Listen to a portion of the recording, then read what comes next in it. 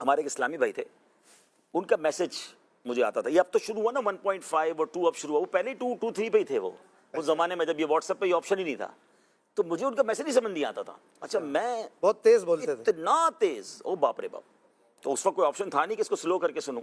ابھی سلو والا تو ابھی بھی نہیں ہے. ابھی بھی نہیں ہے. اچھا کچھ لوگ ہیں اب بھی جو ان کو 1.5 کرنے کی ضرورت نہیں پڑتی, وہ آلویز اسی پہ ہوتے ہیں. اچھا تو اب یہ کہ میں نے ان کے 2-3 میسج سنے. اچھا مجھے فکر یہ ہوئی کہ وہ ایک علاقے کے ذمہ دار تھے اور وہ بیانات, اچھا پھر میں نے ایک بار ان کا بیان سنا تو بیان میں بھی بھائی ان کی آدھی باتیں سمجھ آئی مجھے.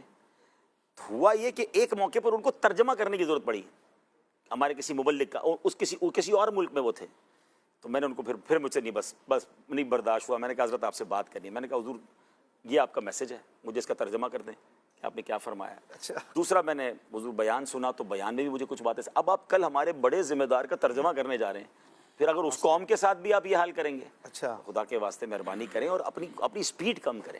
آپ کے الفاظ ایک کے اوپر ایک ریپ ہوتے جا رہے ہیں. تو ان کو بڑا اچھا لگا, ان کا میں نے آج تک یہ سوچا ہی نہیں. اپنا میسج سن کے وہ خود ہی سمجھ گئے کہ ہاں یار میں نے یہ کتنی بار یہ کتنی سپیڈ سے ریئلائز نہیں ہوا تھا, ریئلائز ہو گیا تو ماشاءاللہ بہتر.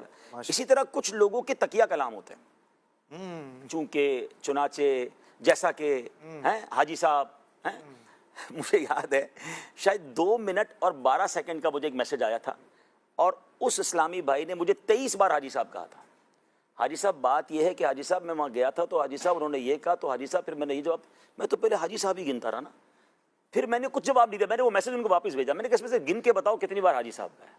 پھر اس کو سمجھ آیا کہ یار یہ میں نے کہا آپ سوچیں لوگ آپ کی باتوں پہ ہنسیں گے بیٹا, آپ کیا کرتے ہیں. اللہ تو یہ کوئی اگر اچھے طریقے سے سمجھائے تو یہ واقعی کچھ عادتیں ایسی ہیں جو لوگوں کو اریٹیٹ کرتی ہیں. بسم اللہ بہت اچھی چیز ہے, الحمدللہ بہت اچھا ذکر ہے, لیکن کتنی بار پڑھنا ہے, گفتگو میں کتنی اور کہاں کہاں پڑھنا ہے. بعض اوقات اتنا پڑھنے کی عادت ہوتی ہے کہ جلد بازی, ہاں کہ جہاں اچھا الحمدللہ پراپر نہیں پڑھ رہے, اور وہاں پڑھنے کی ضرورت بھی نہیں ہے پڑھنے کی جہاں بعض اوقات موضوع کہیں اور ہے, وہ موضوع الحمدللہ والا نہیں ہے, استغفر اللہ والا ہے. ٹھیک ہے نا, تو یہ بھی پتا ہونا چاہیے نا کہ استغفر اللہ کہاں پڑھنا ہے, توبہ کہاں کرنی, شکر کہاں کرنا, تسبیح کہاں پڑھنی. ٹھیک ہے نا, تو بیمار کو دیکھ کر تو سبحان اللہ آپ نہیں کہیں گے نا, وہاں پر اس کو تسلی دیں گے. تو یہ پتا ہونا چاہیے کہ کون سی چیز کہاں پڑھنی ہے. تو پلیز یہ بڑی اچھی بات کی اشفاق بھائی نے کہ کوئی اچھی گفتگو کرنے والے یا ماشاءاللہ کسی سمجھدار آدمی کے ساتھ بیٹھ کر اپنی عادتوں کو ری چیک کروانا چاہیے.